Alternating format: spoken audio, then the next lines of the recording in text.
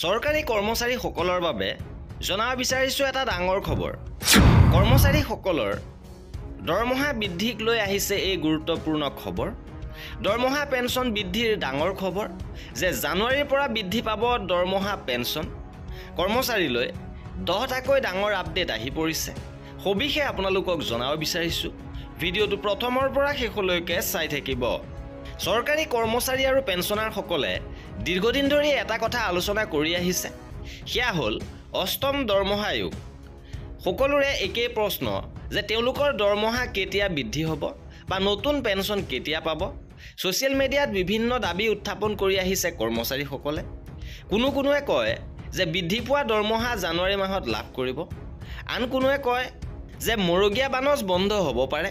প্ৰতিজন কৰ্মচাৰী আৰু পেঞ্চনাৰৰ উৎকণ্ঠা দূৰ কৰিবৰ বাবে আমি লৈ আহিছোঁ 10টাকৈ ডাঙৰ খবৰ।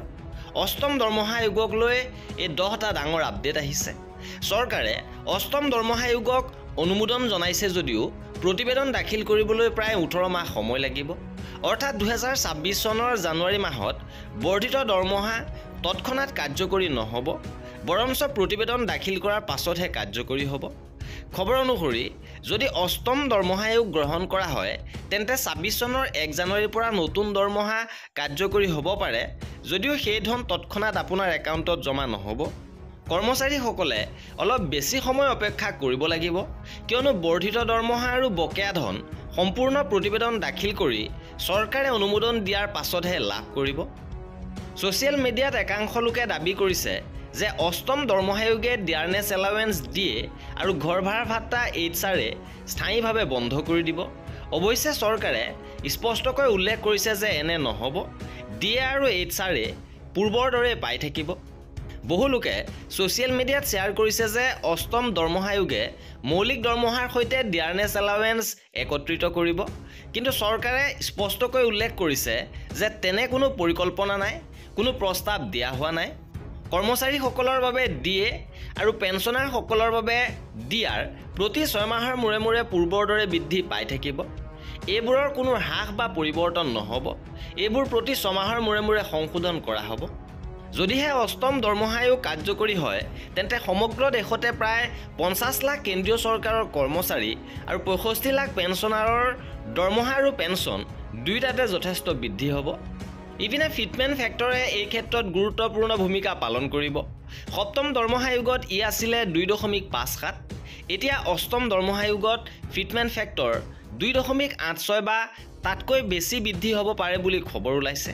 যদি এনেকুৱা হয় তেন্তে কৰ্মচাৰীৰ মৌলিক দৰমহা যথেষ্ট বৃদ্ধি পাব আৰু মুঠ দৰমহা যথেষ্ট বেছি হ'ব।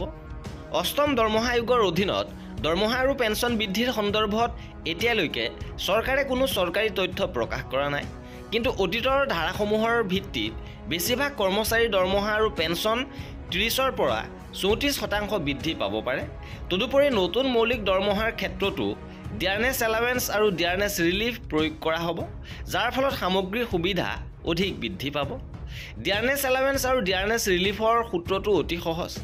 দুয়োটাকে AICPI-IWৰ সূচকাংকৰ ভিত্তিত প্ৰতি 6 মাহৰ মূৰে মূৰে আপডেট কৰা হয়।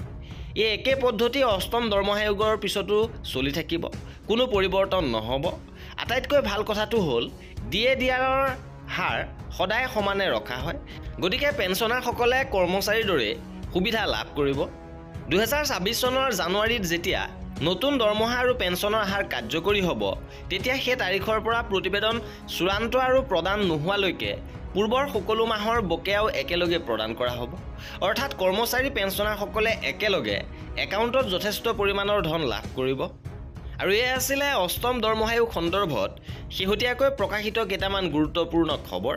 কৰ্মচাৰীসকলৰ সকলো খবৰ পাই থাকিবৰ বাবে আমাৰ চেনেলটো ছাবস্ক্ৰাইব কৰি ৰাখিব।